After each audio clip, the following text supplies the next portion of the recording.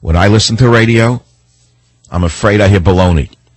Now, one of them got fired on MSNBC finally, the old fat one, who thought that by bashing white men who looked like himself would be job security. Little did he know but that by bashing old fat white men on a daily basis, it was suicide. So I'm asking you, what are you looking for in a radio show? If you want to call on that, that's not what I'm going to get stuck on. There are many other things I want to talk about. In fact, I want to direct you to michaelsavage.com for one of the articles that impressed me as an example of how far down the road we've gone towards fascism and socialism. And it starts out with a benign headline. Wisconsin's VISTA program encourages volunteers to overcome white privilege. And they're encouraging white people who work in VISTA to wear white wristbands as a reminder of their, quote, white privilege, and a personal commitment to explain to minorities why they wear the white wristband on their hand. It's in a power and privilege section on racial injustice. Now, by the way, this is paid for by federal money. And this is for white liberals who work with low-income, racially diverse public schools to examine the privilege their Caucasian race confers on them. This document telling them to wear a white wristband if they're white was written by a so-called diversity resource center in New Jersey. And it suggests that white people ask themselves questions such as, how do I ignore privilege? What am I doing today to undo my privilege? How do I fool myself into thinking I am powerless? And on and on and on. Now, you don't know who started this madness, do you? This Nazism. At the top of this webpage is a quotation from feminist so-called Gloria Steinem that reads, of course, the first problem for all of us, she wrote, men and women, is not to learn but to unlearn. Did you hear this? What you don't know is this was common in Mao Zedong's China.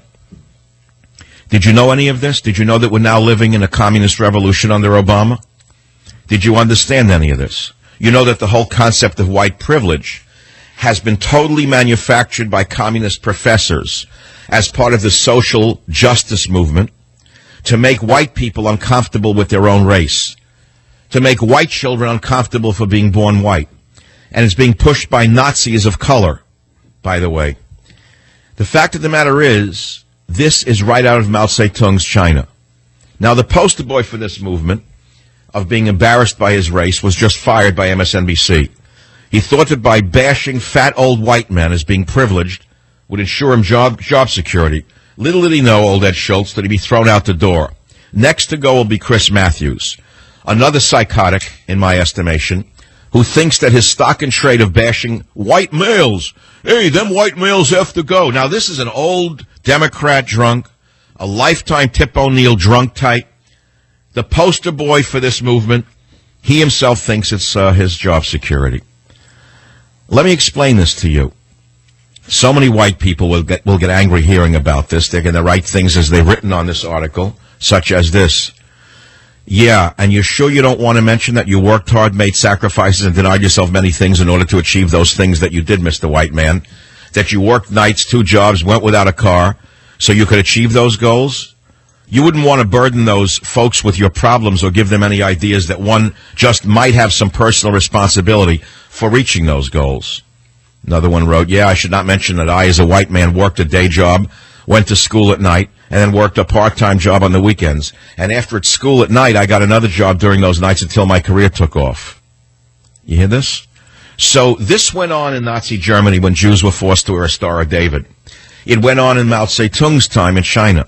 And this is what leftist progressive Democrats are doing to this country, mainly to your children. They couldn't do it to me. I'd spit in their face.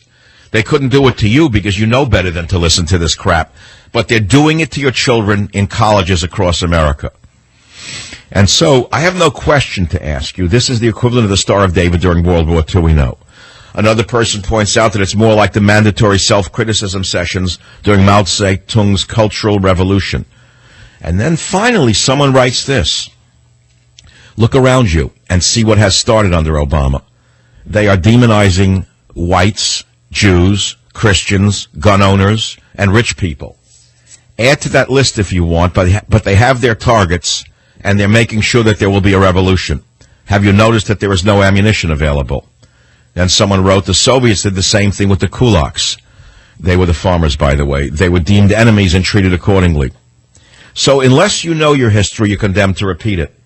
And what the communazis are doing in America's universities today is repeating history, a very dark chapter in the history of the world. Read it. It's on michaelsavage.com. It's linked up from CNS News. The phone number here is 855-407-282. I really rather would go back to a topical question.